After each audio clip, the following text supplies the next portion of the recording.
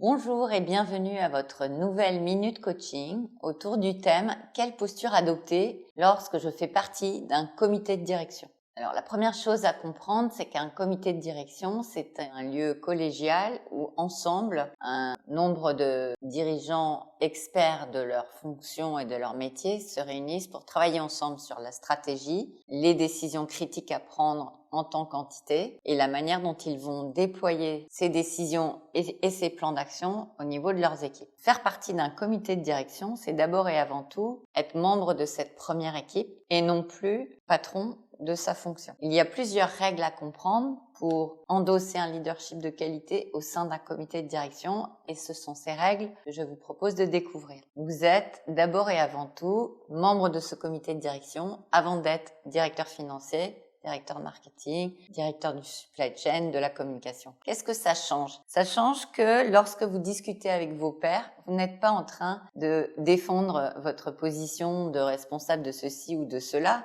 mais vous êtes en train ensemble de construire des façons d'agir pour faire réussir ensemble un objectif commun. Ça veut dire, premièrement, vérifier que vous comprenez les objectifs globaux de votre comité de direction. Vérifier quand vous arrivez en comité de direction que tous les sujets que vous mettez sur la table, vous les mettez en relief par rapport aux objectifs globaux de l'équipe. Ça veut dire également que vous allez devoir comprendre petit à petit les différents métiers, les contraintes des dirigeants qui sont autour de vous, qui ne font pas les mêmes métiers que vous, qui n'ont pas les mêmes réalités au quotidien et pourtant avec qui vous construisez des décisions qui sont stratégiques pour votre division, votre métier, votre entreprise. Donc règle numéro 1, quand vous arrivez au comité de direction, vous enlevez votre casquette de responsable de ceci, de cela et vous mettez votre casquette de membre du comité de direction, co-constructeur et co-élaborateur des décisions communes, qui ensuite va assumer les décisions prises au comité de direction, même si elles ne vous plaisent pas toujours, et les faire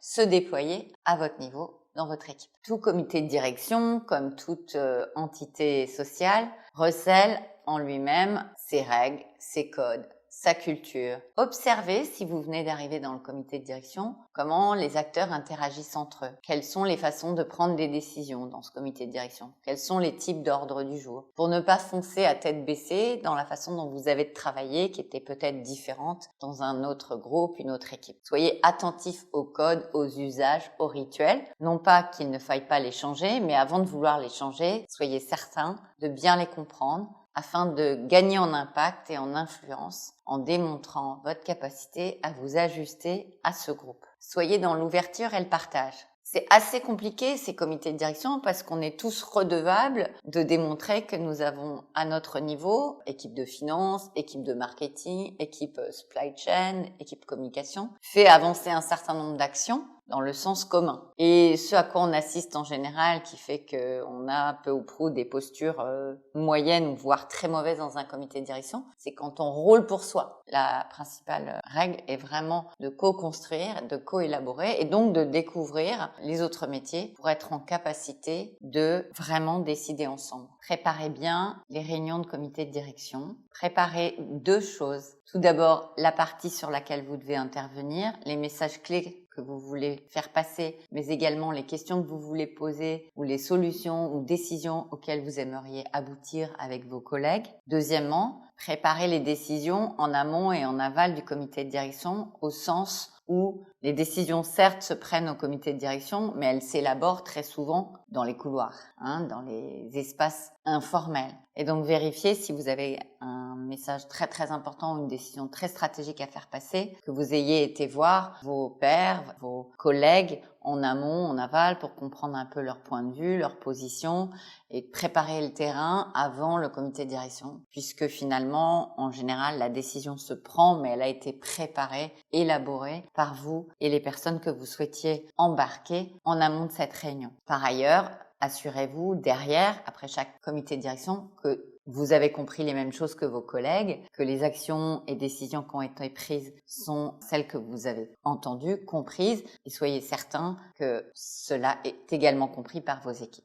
Assumez toute la responsabilité en tant que membre du comité de direction. Assumez la responsabilité du partage, assumez le fait de donner des informations sur ce qui va bien, mais aussi sur ce qui va moins bien au sein de votre activité, puisque c'est une équipe collégiale qui doit être au courant de ce qui fonctionne bien dans les différentes entités, parce que c'est l'histoire du maillon faible. Si quelqu'un cache des choses importantes au comité de direction, alors c'est toute l'équipe du comité de direction qui est en risque pour atteindre ses objectifs. La responsabilité, c'est donc bien de la co-responsabilité, partager ce qui fonctionne, partager des idées, confronter la différence plutôt que de l'opposer, et enfin avoir le courage de prendre des décisions, de prendre des risques, d'assumer ses réussites mais également ses erreurs. Pour finir, quelques pièges à éviter à tout prix. Ramer dans son sens, ne pas poser de questions quand on ne comprend pas, se focaliser sur sa seule expertise, ne pas être curieux des autres, ne pas assumer les décisions qui sont prises et enfin, ne pas s'intéresser aux différences de point de vue. Ce lieu collégial est un lieu dans lequel vous êtes tous réunis pour prendre des décisions stratégiques, assumer ces décisions et les faire avancer. Alors, bonne réunion